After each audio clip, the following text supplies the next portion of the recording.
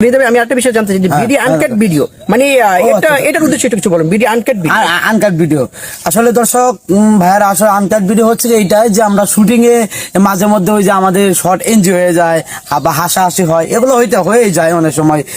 আসলে মন ভালো থাকলে কাজও ভালো লাগে।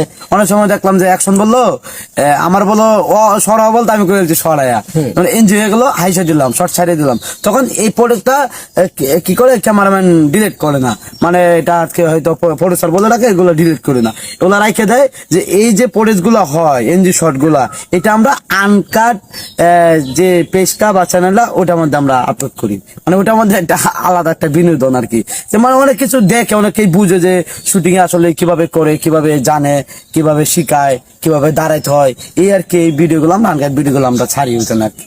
আর আমরা যে ভিডিওর যে মাস্টার একেবারে পুরো সম্পূর্ণ কমপ্লিট ভিডিওটা, ওইটা আমরা যে রাহিব মাল্টিমিডিয়া বা রাহিব বিডি টিভি, হ্যাঁ, ওগুলোতে আমরা চাই।